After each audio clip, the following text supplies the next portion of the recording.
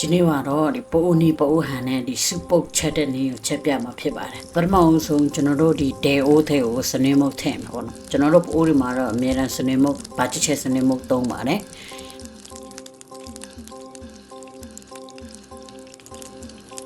ဆိုတော့ဒါပထမအောင်ဆုံးကျွန်တော်တို့ဒီချက်တုံနဲ့ဒီယူဒီထောင်းထားတဲ့ဟာကိုအရင်ဆုံးကြော်ပါမယ်ပေါ့နော်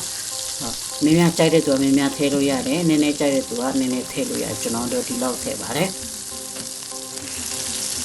တန်းလာအဝိုင်းတန်းလာတဲ့ချိန်မှာတော့ခန်းချင်းပြီးကိုထည့်ပါခန်းချင်းပြီးတော့ကျွန်တော်တစ်လုံးပဲထည့်ပါတယ်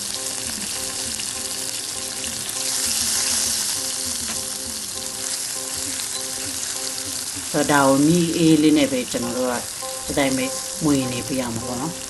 အနေနဲ့ဒီမှာဒီလိုမျိုးအယောင်လေးတန်းလာပြီဆိုလို့ရှိရင်ကျွန်တော်တို့ကဒီစူပုတ်ရွက်ကိုကျွန်တော်တို့ထည့်လို့ရပါပြီ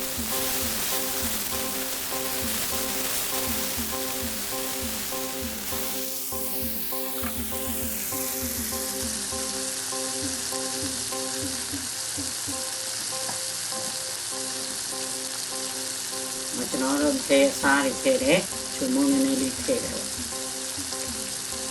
ကျွန်တော်တယောက်စားပဲမလို့ကျွန်တော်ဒီတိုင်းနည်းနည်းဒီတိုင်းနည်းနည်းလေးပဲချက်တယ်နှစ်ယောက်သုံးယောက်ဆိုလို့ရှိရင်တော့ဒီလိုဒီတိုင်းနဲ့ချက်လို့ရရင်ကောင်းပါတယ်ကျွန်တော်တို့ပိုးဒေတာမှာတော့စပုတ်ကိုဒီလိုလေးချက်စားလေးရှိကြပါတယ်တခြားသောဒေတာမှာရောစပုတ်ကိုဘယ်လိုပုံစံမျိုးနဲ့ချက်ကြလဲဆိုတာကိုကွန်မန့်မှာညှို့ဝေပြလို့ရပါတယ်ဒါကတော့ထရှိလာတဲ့ဟင်းမှာကျေးဇူးတင်ပါတယ်ကြည့်ရှုပေးတဲ့ပေါ့